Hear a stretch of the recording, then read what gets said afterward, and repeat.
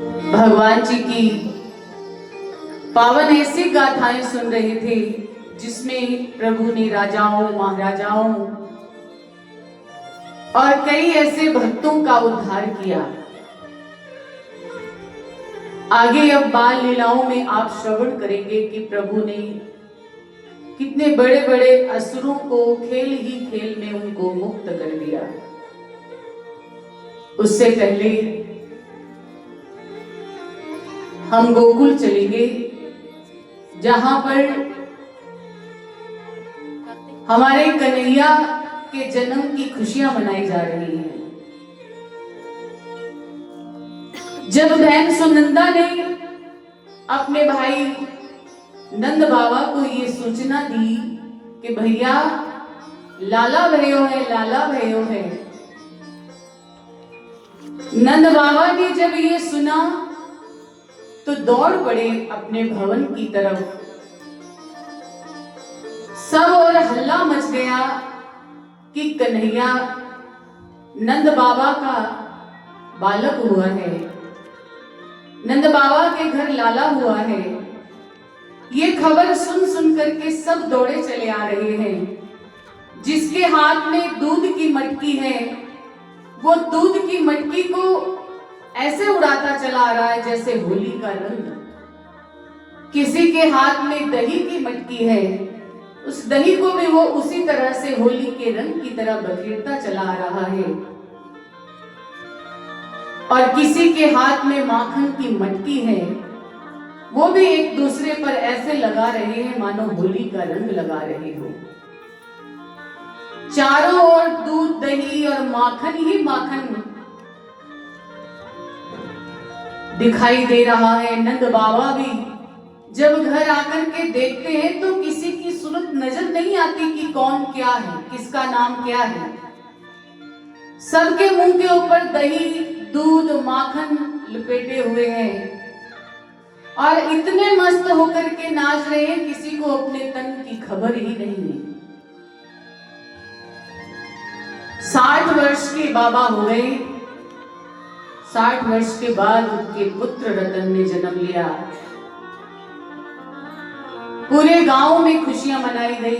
नंद बाबा के आंगन में तो ऐसे लगा कि एक बहुत बड़ा उत्सव आ गया है।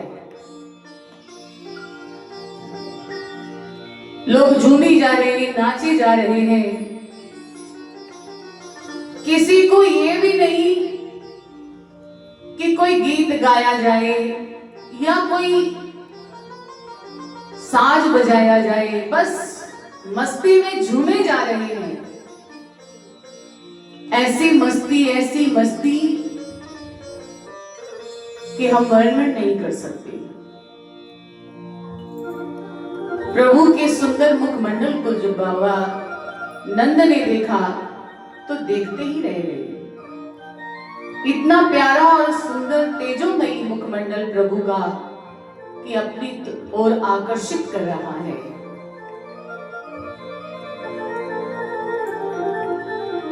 नंद बाबा ने अपनी गोद में लाला को लिया और बलैया लिए जा रहे हैं। नारायण भगवान का बार बार धन्यवाद करते हैं कि हे प्रभु, आपने मुझ पर कृपा कर दी। आपका बहुत बहुत धन्यवाद जो आपने मुझे पुत्र रतन दिया। आज नारायण की कृपा बरस रही है। पूरे नंदगांव में उत्सव मनाया गया। पूरा गोकुल खुशियों से नाच उठा, झूम उठा, जैसे कल शाम को हम सब ने नंदोत्सव मनाया। अब इधर त्रिलोकीनाथ बाल रूप में गोकुल में आ गए हैं तो कंस को भी सूचना दे दी थी भगवान की योग माया ने कि 84 कोस में आपका काल जन्म ले चुका है। अब कंस को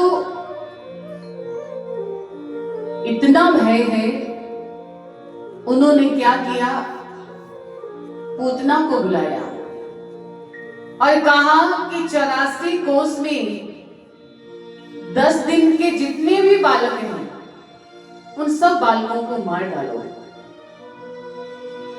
अब पूतना गोकुल गांव के आसपास जितने भी गांव हैं सब में बालकों को मारती हुई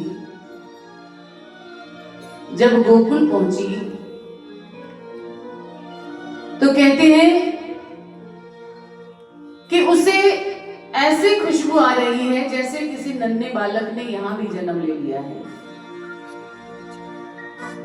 सूंघते सूंघते वो नंद भवन के बाहर आ गई। सबको देखा कि बड़ी खुशी से नंद भवन की ओर सब जा रहे हैं,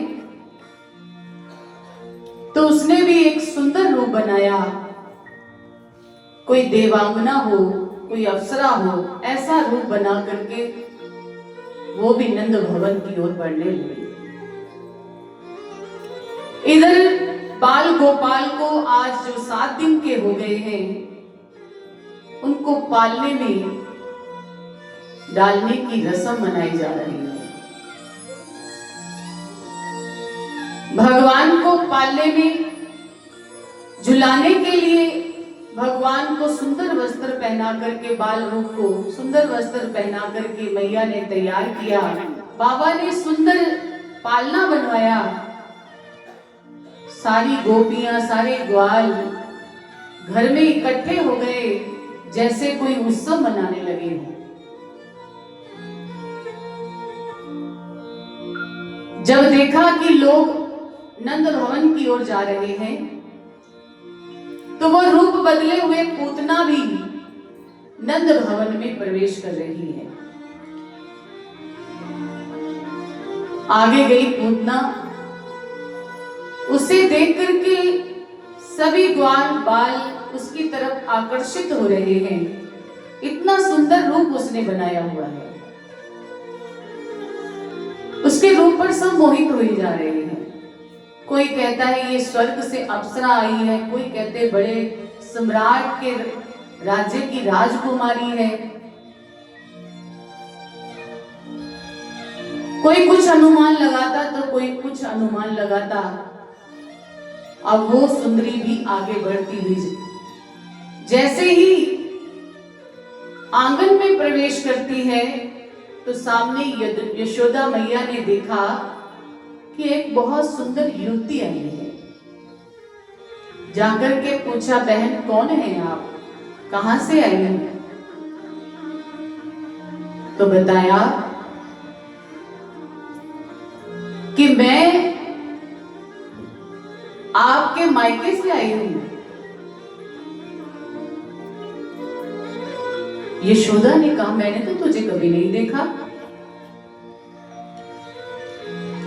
बहुत समय पहले हम मिले थे, तुम भूल गई हो।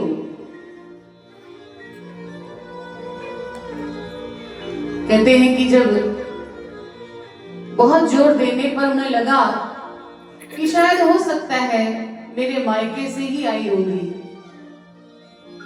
आओ बहन, आज मेरे बालक को पालने में झूला झुलाने के लिए तैयारी की जा रही है। आओ आप भी इस उत्सव में शामिल हो जाओ। अब पूतना जब गई उधर, बाल रूप भगवान को खबर पड़ गई कि अब मौसी जी आई हैं, तो जाते ही उन्होंने क्या किया, आंखें बंद कर ली। जब पूतना सामने गई तो आंखें बंद कर ली, उन्होंने पूतना को देखा नहीं। ऋषि मुनियों ने अनुमान लगाया कि पूतना के आने पर भगवान ने आंखें इसलिए बंद की कि अब जितने भी असुर इस धरती पर हैं उन सब का मैंने उद्धार करना है, तो शुरुआत तुझसे ही होनी है। तो इसलिए उन्होंने आंखें बंद करके भगवान गणपति जी का ध्यान किया। और संत अनुमान लगाते हैं कि आंखें इसलिए भी भगवान ने बंद की कि जब कोई अपना रूप बदल करके, कोई बहरूपिया बन करके अपने मुख पर अभिमान का मुखौटा लगा करके जब कोई आता है, तब भी मैं उसे नहीं देखता, आंखें बंद कर लेता हूं। संत महापुरुषों ने बताया है कि अगर हम जैसे हैं वैसे ही भगवान के सामने जाएं, जैसे हमारा मन है वैसे ही हमारा तन होना चाहिए। मन भी पवित्र हो और तन भी पवित्र हो, तो हमें भगवान के सामने जब हम जाते हैं तो भगवान हमें अपनी कृपा दृष्टि से निहारते हैं, नहीं तो वो किसी की ओर देखते भी नहीं, अपनी आंखें बंद कर लेते हैं। जब पूतना वहां पहुंची तो कहते हैं कि यशोदा मैया तो अपने कार्य में व्यस्त हो गई। अब और सखियां जितनी भी थी, जो वो रूप बदला हुआ था उसके साथ अपनी मित्रता कर रही है। कोई कह रही मैं लाला की मौसी लगती हूँ, कोई कहती है मैं लाला की बुआ लगती हूँ, कोई कहती है कि मैं लाला की दादी लगती हूँ, कोई कुछ करके उसके साथ हंसी मजाक कर रही है। लेकिन पूतना के मन में तो कुछ और ही चल रहा है। वो चाहती है कि मौका मिले और मैं इस बालक को उठा करके निकल जाऊं। सभी सखियां धीरे धीरे अपने अपने काम में व्यस्त होने लग गई। पूतना को मौका मिल गया, उसने बाल गोपाल को पालने में से उठाया और लेकर के उड़ गई। जैसे ही लेकर के आकाश में उड़ी, अपने स्तन का उसे बालक को पान कराया और आकाश में उड़ गई। भगवान ने दूध के साथ साथ उसके प्राणों को भी जब पीना शुरू किया तो पूतना अपने असली रूप में आ गई। कहते हैं विशाल काय रूप था, भयानक स्वरूप था पूतना का। कई योजन लंबा चौड़ा उसका शरीर था। आकाश में उड़ते उड़ते जब गांव के बाहर पहुंची, राधे राधे राधे गोविंद राधे, राधे राधे राधे गोविंद राधे, राधे राधे राधे गोविंद राधे। के पुत्र को अपनी गोद में उठाया और रोहिणी ने लाला को अपनी गोद में उठाया और दोनों देवियां गर्गाचार्य जी के सामने उपस्थित हो गई। जब वहां बैठे तो देखा गर्गाचार्य जी ने कि जो यशोदा की गोद में है वह रोहिणी का पुत्र है और जो रोहिणी की गोद में है वो नंद का बालक है, ये पहचान गए। और फिर जब नामकरण रखने लगे तो सबसे पहले रोहिणी के पुत्र का नामकरण किया और देखा पत्रे में कि ये राम है, इसका नाम राम रखा जाएगा क्योंकि ये सब की रक्षा करने वाला है। तो उनका नाम राम रखा और देखा कि ये बलशाली है, सभी से ज्यादा इसके अंदर बल रहेगा, तो उनका नाम बलराम रख दिया। पूर्ण रूप से नाम बलराम रख दिया। बोलो बलराम भैया की। अब बारी आ गई नन्हे से बालक रूप भगवान की। जब उनकी तरफ अपने नजरें दौड़ा करके देखा तो उनकी तो समाधि ही लग गई, क्योंकि उन जान गए थे कि ये कोई और नहीं, त्रिलोकी के नाथ साक्षात नारायण है और बाल रूप में धरती पर अपने भक्तों पर प्रेम लुटाने, भक्तों की भावना पूरी करने और असुरों का अंत करने के लिए आए हैं। तब भगवान ने देखा कि गर्गाचार्य जी की तो समाधि लग गई है, कहीं ऐसा ना हो ये मेरा भेद खोल दे, इसलिए उन्होंने अपनी माया को इशारा किया कि अब इन्हें संभालो। माया ने ज्ञान के पर्दे को हटा दिया और अज्ञान के पर्दे को डाला, तो गर्गाचार्य जी की समाधि खुल गई। और जैसे ही समाधि खुलते ही देखा तो एक साधारण बालक की तरह प्रतीत हुए, माया वहां से चली गई। अब भगवान जी का नामकरण करने लगे। जैसे ही नामकरण करने लगे तो उन्होंने ये शब्द उच्चारण किए कि ये तो साक्षात नारायण। इतना ही अभी कहा कि भगवान ने फिर कह दिया, गर्गाचार्य जी क्या कर रहे हो, मेरा भेद खोल रहे हो। ये लोग मुझे भगवान समझ करके एक मंदिर के कोने में बिठा देंगे और मेरी पूजा करते रहेंगे, भोग धड़ाधड़ सब लोग लगाते रहेंगे। मुझे वो दुलार नहीं मिलेगा जो माँ की गोद में मिल रहा, इसलिए आप मेरा भेद मत खोलिए। तब गर्गाचार्य जी ने कहा, ये साक्षात नारायण रूपा है कि इनके अंदर नारायण की शक्तियां हैं, नारायण की इनके ऊपर विशेष कृपा है। ये जो आपका बालक है बहुत ही गुणी है, जैसे नारायण के अंदर गुण है ना, वैसे ही आपके बालक के अंदर भी गुण है। इसलिए ये श्याम वर्ण का है, कृष्ण वर्ण का है, इसका नाम कृष्ण रखा जाता है। बोलो कृष्ण भगवान की। इस तरह से दोनों का नाम करण हो गया, भगवान को भी अपना नाम मिल गया और बलदाऊ को भी अपना नाम मिल गया। दोनों भैया बड़े खुश हैं और मैया भी कृष्ण कृष्ण कहती है तो शब्द मुंह में अड़ जाता है कि मुझसे कृष्ण, क्योंकि जो गोप ग्वाल होते हैं ना, वो जो गांव के कुछ, अब तो बड़े होशियार हो गए हैं, पहले जमाने में बड़े भोले लोग होते थे, उन्हें भी कोई असाधारण शब्द बोलने में बड़ी दिक्कत होती थी। तो वो कैसे कहते थे, जैसे किसी का नाम राम होता था तो रमू रमू कहते रहते थे, किसी का नाम लालचंद होता था लालू लालू कहते रहते थे। मतलब ऐसे नाम को छोटा करके उसको पुकारते थे। तो ऐसे मैया भी जब कृष्ण नाम लेने लगी तो उनकी जुबान जो थी लड़खड़ाने लग गई। तो मैया कहने लगी, मैं तो कृष्ण नहीं कहूंगी, मैं तो इसको कन्हैया ही कहूंगी। बोलो कन्हैया की। अब मैया अपने बच्चे के साथ, अपने लाला के साथ उनकी लीलाओं को देख रही है। बहुत सुंदर वातावरण है, बहुत एक ऐसा माहौल है कि मैया के आंचल में ऐसे लग रहा है कि पूरे संसार की खुशियां आ गई हैं कन्हैया के आने से। मैया की नजर अपने कन्हैया से हटती ही नहीं है। ऐसे ऐसे भगवान लीलाएं अपनी मैया को दिखा रहे हैं। आगे लीला करते करते भगवान थोड़े बड़े हो गए।